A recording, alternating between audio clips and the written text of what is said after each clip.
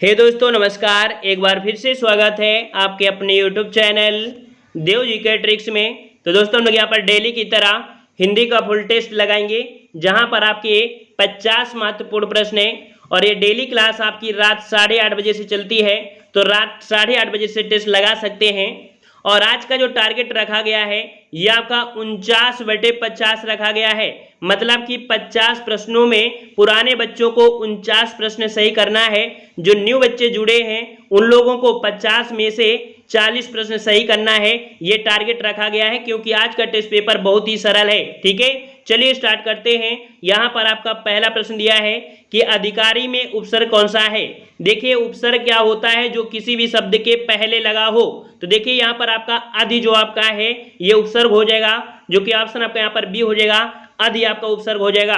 अगला प्रश्न आपका दिया गया है कि हिंदी में पूर्ण विराम का चिन्ह कैसा होता है। चलिए हिंदी में पूर्ण विराम जो आपका है ये कैसा हो जाएगा। तो देखिए ये जो आपका दिया है ये आपका संबोधन है। ये जो आपका दिया गया है यहाँ पर, ये जो आपका दिया गया है ये कैसा है, ये जो आपका है ये आपका इंग्लिश का पूर्ण विराम है। वहीं पर जो आपका सी नंबर है जो आपका हिंदी का पूर्ण विराम होता है इस प्रकार से होता है। और ये वाला जो आपका है ये आपका प्रश्नवाचक चिन्ह है। ठीक है, अगले प्रश्न को आते हैं। प्रश्न आपसे अगला पूछा गया है कि निम्नलिखित में से किस शब्द में आ उपसर्ग नहीं लगा है। यहाँ पर देखो क्या दिया गया है, नहीं शब्द पूछा गया है। तो देखिए अगर हम लोग पहले वाले को तोड़ते हैं तो आ धन कथ बनेगा, अर्थात आ उपसर्ग निकल आया। दूसरे वाले को तोड़ते हैं तो आ धन भेद बन जाएगा, अर्थात आ उपसर्ग निकल के आ गया। तीसरा वाला अचूक है, अगर इसे हम लोग यहाँ पर तोड़ेंगे तो आपका कह सकते हैं आ निकल आएगा। वहीं पर आपका अनुज है तो नुज का कोई मतलब नहीं होगा। अगर इसे आप सोचो कि इसे हम जबरदस्ती तोड़ दें तो भाई नुज का कोई अर्थ नहीं होता है। जब कोई अर्थ नहीं निकलता है इसका मतलब इसमें उपसर्ग नहीं लगा है। तो इस प्रकार से 3 का ऑप्शन राइट आपका कौन सा हो जाएगा, डी नंबर। अगला प्रश्न आपका दिया गया है कि जिसकी लाठी उसकी भैंस, जिसकी लाठी उसकी भैंस लोकोक्ति का सही अर्थ क्या हो जाएगा। तो चलिए भाई जिसकी लाठी उसकी भैंस, तो ये इसका मतलब आपका यह होता है क्या हो जाएगा भाई, तो ऑप्शन आपका बी हो जाएगा। शक्ति संपन्न आदमी अपना काम बना लेता है। जो शक्ति संपन्न आदमी होता है भैया वो अपना काम बना लेता है। ठीक है, ऑप्शन आपका बी हो जाएगा। अगला प्रश्न आपका है कि वीर रस का स्थायी भाव बताइए। वीर रस का स्थायी भाव बताना है। तो यहाँ पर देखिए वीर रस का स्थायी भाव क्या होता है, क्या होता है आपका, तो आपका उत्साह होता है। बिल्कुल सही जवाब है, ऑप्शन आपका डी हो जाएगा, उत्साह हो जाएगा। ठीक है, और यहाँ पर अगले प्रश्न को बढ़ते हैं। प्रश्न आपसे अगला है सी वाला आपका हो जाएगा। ठीक है, अगला प्रश्न आपका दिया है कि निम्नलिखित में से कौन सा शब्द शब्द अलंकार है। शब्द अलंकार पूछा गया है, शब्द अलंकार। तो ऐसे प्रश्नों को तो गलत करना ही नहीं है, क्योंकि 3 ऑप्शन आपके ऐसे होंगे जो अर्थालंकार से होंगे और एक आपको दिया होगा। तो यहाँ पर देखो उपमा रूपक उत्प्रेक्षा तो आपने पढ़ा है ना, तो उसके बीच में एक आपका आ चुका है कौन सा, तो यहाँ पर आपका डी नंबर जो आपका दिया है कौन सा, यहाँ पर यमक अलंकार। तो यमक अलंकार जो आपका है ये आपका शब्द अलंकार है। ठीक है, अगला प्रश्न आपका दिया गया है कि निम्नलिखित में से किस शब्द में नि प्रत्यय नहीं है। नि प्रत्यय नहीं है। तो देखिए हमने बताया था किसी भी शब्द के अगर लास्ट में अगर लगा हो उसे प्रत्यय बोलते हैं। तो शेरनी, यहाँ पर देखो यहाँ पर शेरनी, तो आपका देखो शेर धन्नी अर्थात शेर शब्द निकल आया, मोर शब्द निकल आएगा। नौकरानी, तो नौकरानी में निकल रहा है आनी, है ना, नौकरानी में क्या निकल रहा है, आनी निकल रहा है। इस कारण से सी वाले में यहाँ पर नि प्रत्यय नहीं है, यहाँ पर आनी प्रत्यय है। ठीक है, अगला प्रश्न आपका दिया है कि निम्न में से कौन सा वर्ण अघोष है। कौन सा वर्ण अघोष है। और अघोष के लिए हमने आपको बताया था कि किसी भी वर्ग में पहला और जो दूसरा होते हैं वो आपके अघोष होते हैं। वहीं पर आपके कह सकते हैं जो आपके तीसरा चौथा पांचवा वो आपके वर्ण होते हैं वो आपके सघोष में आते हैं। ठीक है, इस प्रकार से यहाँ पर देख सकते हैं जो आपका का दिया है। ठीक है, कौन सा दिया है, का दिया है, ये आपका अघोष वर्ण में आएगा। तो ऑप्शन आपका यहाँ पर ए सही हो जाएगा। अगला प्रश्न आपका दिया है कि निम्न में से कौन सा शब्द स्त्रीलिंग है। चलिए जवाब दीजिए, निम्न से कौन सा शब्द स्त्रीलिंग है। तो स्त्रीलिंग की पहचान भी हमने आपको बताया था कि यहाँ पर देखिए जैसे कि मान लीजिए किसका और किसकी से आंसर निकल सकता है। उपहार कैसा है, आप देख तो उपहार कैसी बोलते हैं क्या, नहीं बोलते ना। ग्रंथ कैसा है यही तो बोलते हैं ना। मस्तक कैसा है यही बोलते हैं, मस्तक कैसी है नहीं बोलते हैं। देखो रचना, रचना किसने की है ना। तो इसका मतलब ऑप्शन आपका यहाँ पर डी हो जाएगा, जो स्त्रीलिंग है वो आपकी रचना है, डी नंबर। अगला प्रश्न आपका दिया है कि जिंदगी में कौन सा प्रत्यय है। देखिए जिंदगी में कौन सा प्रत्यय है, और प्रत्यय की बात करें तो यहाँ पर देख सकते हैं जिंदगी, तो यहाँ पर जिंदगी में जो आपका प्रत्यय है वो आपके यहाँ पर बड़ी ई हो जाएगा, जिंदगी हो जाएगा। 11 का ऑप्शन आपका बी हो जाएगा, बड़ी ई आपका हो जाएगा। अगला प्रश्न आपका है कि किस शब्द का प्रयोग सदा बहुवचन में होता है। हमने आपको बहुत बार बताया है कि सदा एक वचन में कौन होते हैं, सदा बहुवचन में कौन होते हैं। और अगर आपको नहीं पता है तो एक बार जरूर देख लीजिएगा थ्योरी, ठीक है, यहाँ से क्वेश्चन एक बनता है। चलिए अगला दिया है आपका कि सदा बहुवचन में जो आपका होता है, तो याद रखिए जो आपका प्राण है, प्राण जो आपका है हमेशा बहुवचन में प्रयोग होता है, सदा बहुवचन में प्रयोग होता है। अगला प्रश्न आपका दिया है कि ने किस कारक का चिन्ह है। ने, तो हमने आपको व्यक्ति भी पढ़ाया, कारक भी पढ़ाया, मतलब है दोनों एक ही चीज। तो कहा जाता है प्रथमा कर्ता ने द्वितीय कर्म को, तो यहाँ पर प्रथमा कर्ता ने अर्थात कर्ता ने कर्म को, अर्थात आपका जवाब 13 का आपका ए हो जाएगा। अगला प्रश्न आपका दिया है निम्नलिखित में से सर्वनाम आपका कौन सा है। चलिए सर्वनाम आपसे पूछा गया है, तो सर्वनाम यहाँ पर देख सकते हैं, घर पहाड़ नदी तो नहीं होगा ना, सिंपल सी बात है, ऑप्शन आपका बी हो जाएगा, जो आप है ये आपका सर्वनाम हो जाएगा। अगला प्रश्न आपका दिया है कि निम्नलिखित में से विशेषण बताना है, विशेषण आपको बताना है। तो देखिए लंबाई, तो भाई लंबी शब्द आपको तो दिया नहीं, लंबाई दिया है। बुढ़ापा ये तो भाववाचक संज्ञा है, समझ भी आपके यहाँ पर संज्ञा के काम कर जाएगा। यहाँ पर देखो जो शांत है, शांत जो आपका है ये यहाँ पर आपका विशेषण होता है, जो शांति शब्द होता है वो संज्ञा होता है, तो शांति का विशेषण शांत हो जाएगा। इस प्रकार से डी नंबर आपका हो जाएगा। अगला है प्रेरणार्थक क्रिया आपकी कौन सी है। प्रेरणार्थक क्रिया पूछा गया है। प्रेरणार्थक क्रिया मतलब कह सकते हैं जिसमें से प्रेरणा दी जाती है, और हमने आपको बताया था कि प्रेरणार्थक क्रिया आपकी दो प्रकार की होती है, प्रथम प्रेरणार्थक क्रिया, द्वितीय प्रेरणार्थक क्रिया, है ना।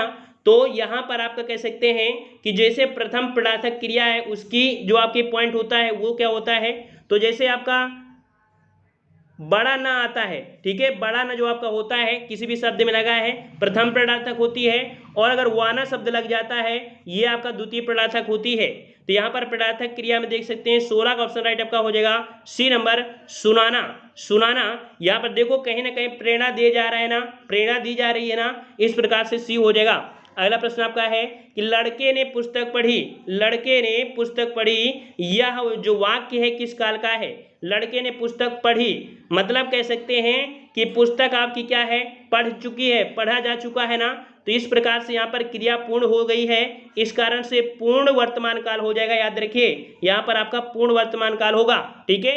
और अगला प्रश्न आपका है कि निम्नलिखित में से तद्भव शब्द आपका कौन सा है। तद्भव शब्द आपसे पूछा है, और तद्भव शब्द की अगर बात करें तो यहाँ पर देखो जो आश्चर्य होता है, आश्चर्य का ही तद्भव दिया है आपका अचरज, तो ऑप्शन आपका ये हो जाएगा, जो अचरज है ये आपका तद्भव है, इसका तत्सम आपका आश्चर्य बनता है। क्या बनता है, आश्चर्य बनता है, याद रखिएगा, ठीक है। अगले प्रश्न को आते हैं। प्रश्न आपसे अगला है कि शीत का विलोम बताइए। शीत का विलोम पूछा है, और शीत का विलोम क्या हो जाएगा, शीत का विलोम क्या हो जाएगा, बिल्कुल सही जवाब है, ऑप्शन आपके यहाँ पर डी हो जाएगा, शीत का हो जाएगा उष्ण, ठीक है, सिंपल सी बात है, शीत का हो जाएगा उष्ण हो जाएगा। अगला है कर का अर्थ नहीं होता है, इसको भी हमने आपको बताया है, देख लीजिए यहाँ पर समझ लीजिए, क्योंकि यहाँ पर पूरे के पूरे नंबर आपको लाना है। तो कर का अर्थ नहीं है, तो देखिए हाथ तो होता है, टैक्स भी होता है, किरण भी होता है, लेकिन सूर्य नहीं होता है, याद रखिए 20 को ऑप्शन आपका फर्स्ट हो जाएगा। जो सूर्य है ये कर का अर्थ आपका नहीं होता है, 20 को ऑप्शन फर्स्ट हो जाएगा। अगला प्रश्न आपका दिया है कि जो कठिनाई से मिलता है के लिए एक शब्द बताइए। जो कठिनाई से मिलता है, जो कठिनाई से मिलता है उसे हम लोग क्या बोलते हैं, क्या बोलेंगे भाई, फटाफट जवाब दीजिए, कौन कौन हो जाएगा। तो याद रखिए जो कठिनाई से मिलता है उसे हम लोग दुर्लभ बोलते हैं। क्या बोलते हैं, दुर्लभ बोलते हैं जो कठिनाई से मिलता है, ठीक है। अगला प्रश्न आपका है कि अनिल अनल का सही अर्थ बताइए। अनिल और अनल बहुत बार हमने आपको बताया है, अनिल और अनल, और हर एक एग्जाम में पूछा भी जाता है। तो देखिए अनिल मतलब होता है हवा, अर्थात कह सकते हैं वायु, है ना, और अनल मतलब होता है अग्नि। तो इस प्रकार से यहाँ पर ये देख लीजिए, यहाँ पर ये देख लीजिए, तो जवाब आपका कौन सा बनेगा, ए वाला आपका जिसका है वही आपका हो जाएगा। अनिल मतलब आपका वायु होता है और अनल मतलब आपका अग्नि होता है, तो ऑप्शन आपका यहाँ पर फर्स्ट हो जाएगा। अगला है कि पराजय में उपसर्ग बताइए। बताइए भाई, पराजय उपसर्ग पूछा है, और उपसर्ग किसी भी शब्द के पहले लगा होता है, तो परा आपका निकल आया ना, तो ऑप्शन आपका कौन सा हो जाएगा, 23 को ऑप्शन राइट, बिल्कुल सही है, ऑप्शन आपका यहाँ पर सी सही हो जाएगा, परा हो जाएगा। अगला प्रश्न आपका है लिखावट में प्रत्यय बताइए। लिखावट में प्रत्यय बताना है, प्रत्यय बताना है लिखावट, तो क्या बनेगा? लिखावट, आवट, आवट निकलेगा। बिल्कुल सही जवाब आ रहा है सभी का, ऑप्शन डी हो जाएगा, आवट आपका प्रत्यय है। अगला प्रश्न आपका है कि महोत्सव का संधिविच्छेद बताइए। महोत्सव, और हमने आपको पहचान भी बताया था कि किसी भी शब्द के बीच में अगर ओ की मात्रा लगी है, ठीक है, कौन सी मात्रा? ओ की मात्रा है, तो आपकी गुण संधि होती है। तो यहाँ पर देख सकते हैं, इसे अगर तोड़ेंगे तो बनेगा महाधनुत्सव। महाधनुत्सव ऑप्शन बी हो जाएगा, महाधनुत्सव। तो इस प्रकार से आपकी गुण संधि हो जाएगी। और अगला प्रश्न आपका दिया गया है कि मैं घर जाना था। मैं घर जाना था, क्या ऐसा वर्ड बोला जाता है क्या? नहीं बोला जाता है ना। मतलब अब बोला जाता है कि मुझे घर जाना है ना, या मुझे घर जाना था। तो इस प्रकार से जो त्रुटि है वो आपकी त्रुटि है आपका ए नंबर में, मैंने का प्रयोग यहाँ पर नहीं होना चाहिए, मुझे घर जाना था, ये आपका सही हो जाना चाहिए था। अगला प्रश्न आपका है देशभक्ति में समास बताइए भाई। देशभक्ति, देशभक्ति, और अगर हम लोग देशभक्ति को तोड़ते हैं, देशभक्ति को तोड़ते हैं तो बनेगा देश के लिए भक्ति, है ना। तो यहाँ पर आपका जवाब क्या हो जाएगा 27 में? तो आपका 27 का सी हो जाएगा, ये आपका तत्पुरुष है, संबंध तत्पुरुष हो जाएगा, संबंध तत्पुरुष हो जाएगा, याद रखिए संबंध तत्पुरुष समास आपका है। अगला प्रश्न आपका है कि पुस्तक पढ़ी जाती है में कौन सा वाच्य है? पुस्तक पढ़ी जाती है, देखो फोकस किस में किया गया है? फोकस किस में किया गया है? फोकस आपकी पुस्तक पे किया गया है, और पुस्तक जो आपकी होती है वो आपकी कर्म होती है। क्या होती है? कर्म होती है। इस कारण से ऑप्शन आपका बी हो जाएगा, यहाँ पर आपका कर्मवाच्य है। जब कर्म पर फोकस हो तो कर्मवाच्य, जब कर्ता पर फोकस हो तो कृत्यवाच्य, जब भाव पर प्रकट कर रहा हो तो भाववाच्य होता है। अगला प्रश्न आपका दिया है गद्यांश, और आज के यहाँ पर कह सकते हैं 49 नंबर आपको लाना है। इसका मतलब ये हुआ कि हमें गद्यांश पूरा बताना पड़ेगा। आज यहाँ पर स्किप वाला काम नहीं होगा, छोटा सा आपका है, पढ़ लीजिए, क्योंकि इसी गद्यांश से कुछ क्वेश्चन आपको आईक्यू लेवल में मिलेंगे। कह रहा से भारत ने स्वाधीनता प्राप्त करने के बाद अनेक क्षेत्रों में महत्वपूर्ण उपलब्धियां प्राप्त की है। जब हम स्वतंत्र हुए तो उस समय हमारी स्थिति अच्छी नहीं थी, सरकारी प्रयासों से काफी सुधार हुआ, परंतु अभी भी एक क्षेत्र ऐसा है, देखिए यहाँ पर एक पॉइंट मिला है, एक क्षेत्र ऐसा है जिसमें हम अभी भी कुछ विशेष कर नहीं पाए। वो क्षेत्र कौन सा है? तो वो क्षेत्र कौन सा है? तो वो क्षेत्र आपका है खेल का क्षेत्र, ठीक है, खेल का क्षेत्र। इससे बड़ी विडंबना और क्या हो सकती है कि वर्षों से यह ओलंपिक में कोई भी स्वर्ण पदक नहीं जीत पाया है। तो और अगला पॉइंट आपका है कि दुनिया के छोटे छोटे अविकसित निर्धन राष्ट्रों के प्रतिभागी भी खेल कूद के क्षेत्र में हमसे आगे निकल गए हैं।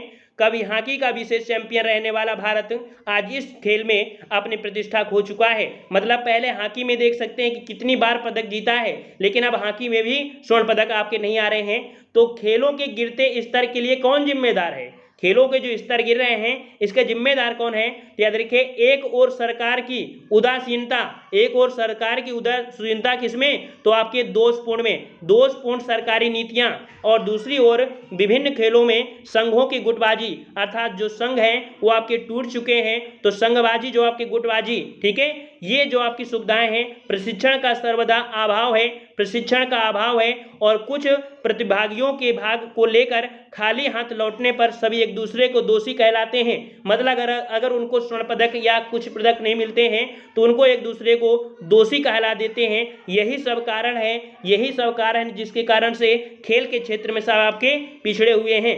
खेलकूद को राष्ट्रीय सम्मान का पर्याप्त नहीं मानते हैं, याद रखिए, खेलकूद को राष्ट्रीय सम्मान का पर्याप्त नहीं मानते हैं। अभाव है तो प्रतियोगियों का भी नहीं अभाव है, तो लगन का प्रोत्साहन, संकल्प और मुंह तोड़ जवाब देने वाले जीवट हैं। देखो हमने यहाँ पर पढ़ाया भी और समझा दिया, अब देख लीजिए आसानी से इसे सॉल्व कर लेंगे।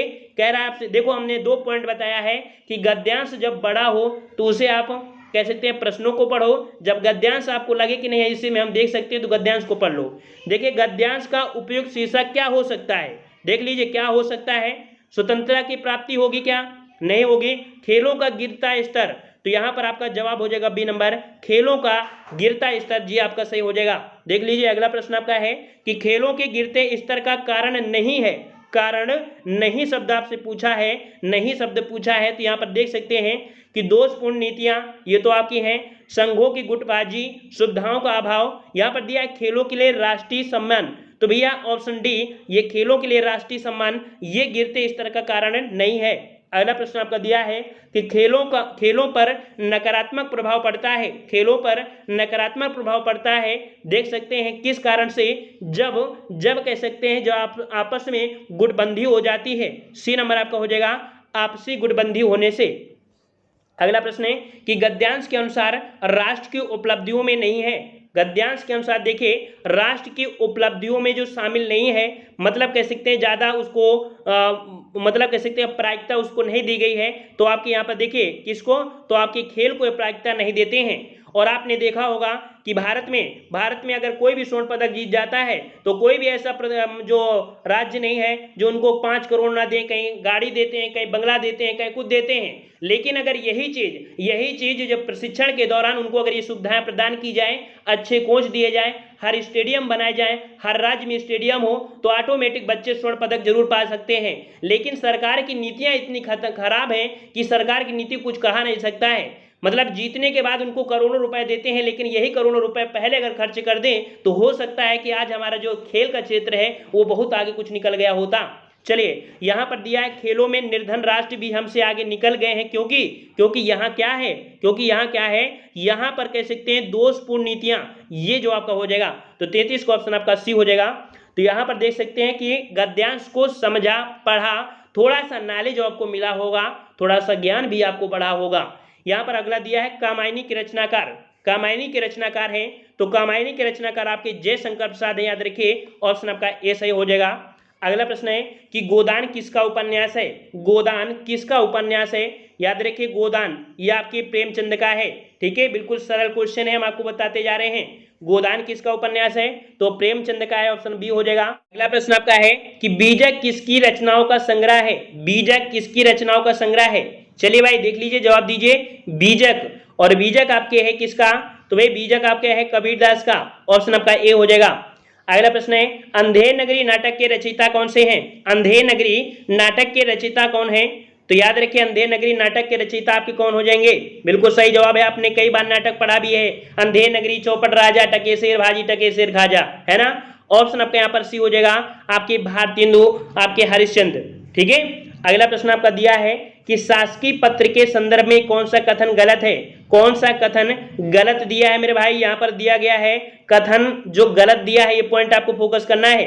तो देखिए पत्र के सबसे ऊपर पत्र संख्या लिखते हैं, क्या ये बात सही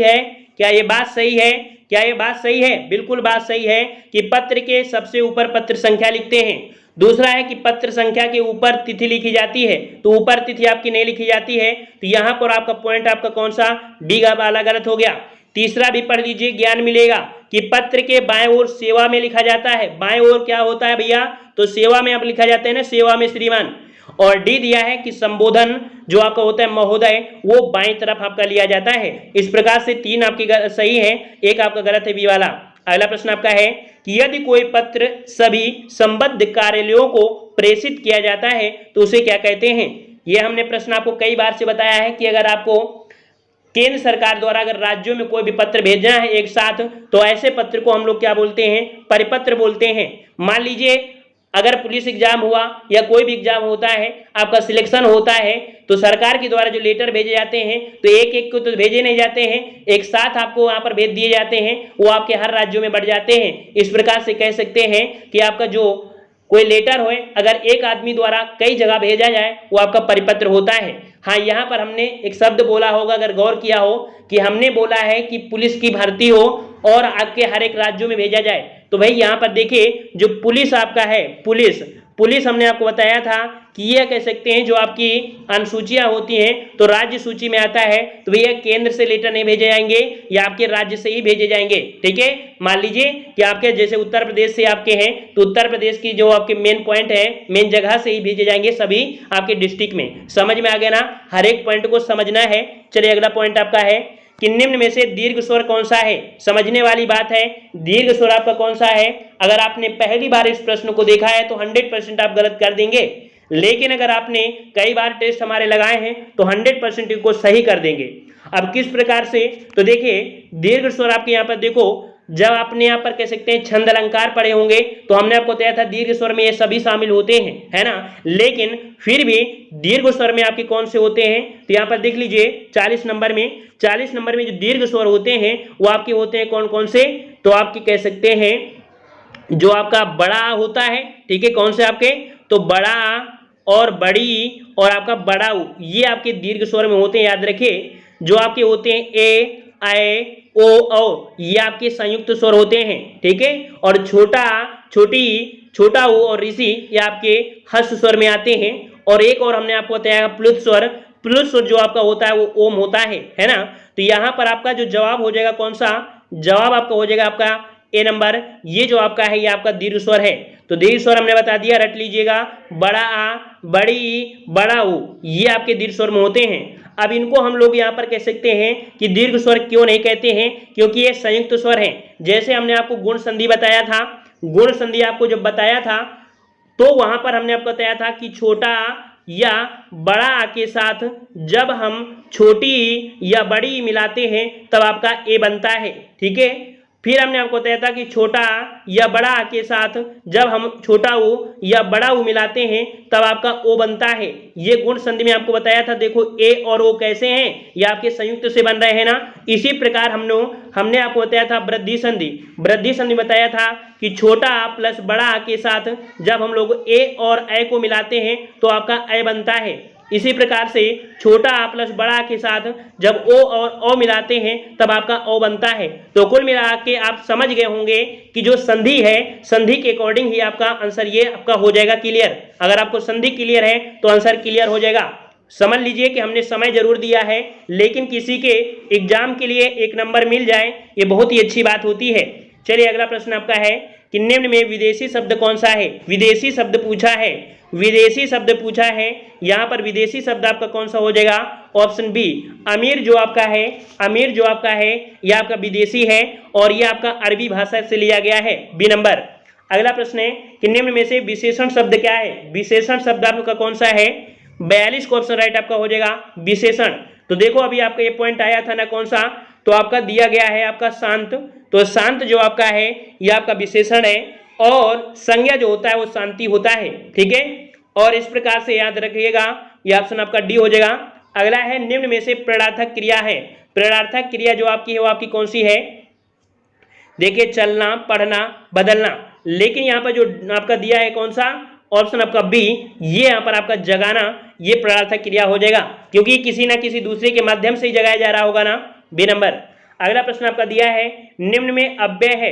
अव्यय जो आपका दिया है वो आपका कौन सा है, अव्यय जो दिया है, अव्यय कौन है आपका, आह, ये शब्द जो आपका है ये आपका अव्यय है, आपका सी नंबर।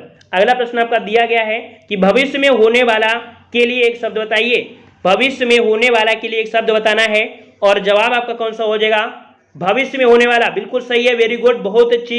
यहाँ पर जवाब आपका हो जाएगा नंबर भावी। भविष्य में होने वाले के लिए भावी बोलते हैं, काफी अच्छी तैयारी आपकी है। चलिए अगला प्रश्न आपका है कि मैंने यह काम कर लेना चाहिए, वाक्य में अशुद्धि बताना है भाई, अशुद्धि बताना है। यहाँ पर अशुद्धि क्या है, मैंने यह काम कर लेना चाहिए, तो भाई आपको समझ में आ रहा है कि अशुद्धि जो आपकी है मैंने में है, अर्थात यहाँ पर शब्द होना चाहिए कि मुझे यह काम कर लेना चाहिए। इस प्रकार से ऑप्शन आपका यहाँ पर ए आपका यहाँ पर त्रुटि है। अगला प्रश्न आपका है कि अंग अंग फूले ना समाना, मुहावरे का सही अर्थ बताइए। अंग अंग फूले ना समाना, मुहावरे का जो होता है क्या होता है भाई, तो अंग अंग ना समाना अर्थात जब आप बहुत प्रसन्न होते हैं, बहुत आनंद होता है, तभी आपका होता है, ऑप्शन आपका सी हो जाएगा। कोई ऐसा हंसता है कि हंसते हंसते आंसू भी आ जाते हैं, वही बोला जाता है अंग अंग फूले ना समाना। अगला प्रश्न आपका है कि अध्यक्ष में कौन सा उपसर्ग है, अध्यक्ष में कौन सा उपसर्ग है।